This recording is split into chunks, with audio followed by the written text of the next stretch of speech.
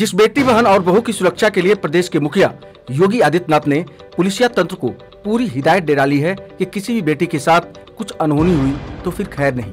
पर हैरानी की बात है कि एक बेटी ने ऐसा करतूत कर डाला जिससे महाराजगंज जनपद हैरान व परेशान है। हम बात करने जा रहे हैं बीते सोमवार की, जहां एक नहर किनारे 11वीं की एक छात्रा ने सुसाइड नोट, बैग, ID व दुपट्टा छोड़ नहर में जान देने की बात कही थी। पूरी महाराजगंज की पुलिस टीम उसकी तलाश में थी, यहाँ तक कि गोताखोर तक उसे ढूंढने में लगा दिए गए। पर कहानी से जब रहस्य का पर्दा हटा और जो तथ्य सामने आया वह बेहद ही शर्मनाक और चौंकाने वाला है। पूरे घटनाक्रम के बारे में क्या बोले महाराजगंज पुलिस अधीक्षक डॉक्टर कौस्तुभ, तो आइए जानते हैं। तो बने रहिए अपने news channel border news live के साथ, क्योंकि खबर है तो दिखेगी।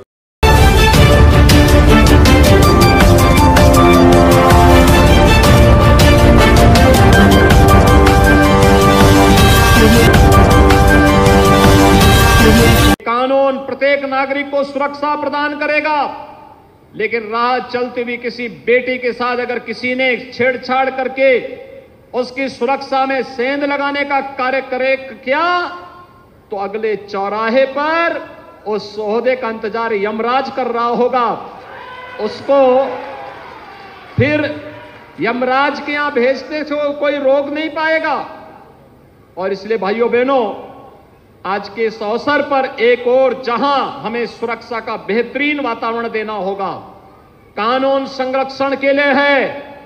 कानून को बंधक बना करके कोई व्यक्ति किसी की सुरक्षा पे सेंध लगाने का प्रयास न करे। सर, किस तरह का खुलासा किया जा रहा है? ये जनपद महाराजगंज के थाना कोतवाली अंतर्गत 25 तारीख की शाम में पुलिस के पास एक सूचना आई थी कि एक व्यक्ति द्वारा बताया गया कि उनकी नाबालिग बेटी द्वारा नहर में कूदकर जान दे दी गई है तथा वहां पर अपने कुछ सामान और साथ में एक सुसाइड नोट छोड़ा गया है, जिसमें उन्होंने एक उसके बातचीत करने वाले एक लड़के के ऊपर आरोप लगाया था। इस आरोप पे और इस सूचना पर पुलिस द्वारा तत्काल धारा 305 के अंतर्गत अभियोग पंजीकृत करते हुए जो तीनों नामजद अभियुक्त थे उनको अपने गिरफ्त में लेकर उनसे पूछताछ शुरू की गई।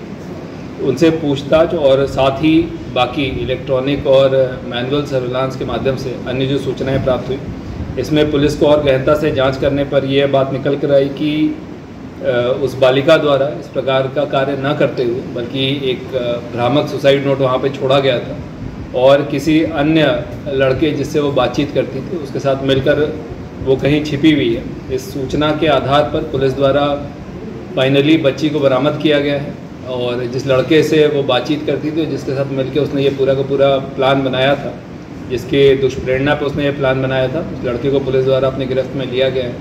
और इसमें जो पहले 3 नामजद लोग थे, जो लड़का और उनके माँ बाप थे, उनके ऊपर आरोपों की पुष्टि नहीं हुई। और ये जो दूसरा व्यक्ति है जिससे बच्ची बात किया करती थी, इसको पुलिस द्वारा गिरफ्त में लेके तथा बच्ची से भी CWC के माध्यम से पेश कराते हुए अग्रिम विधिक कार्रवाई की जा रही है और इस युवक के ऊपर अब मुकदमा चलाया जाएगा।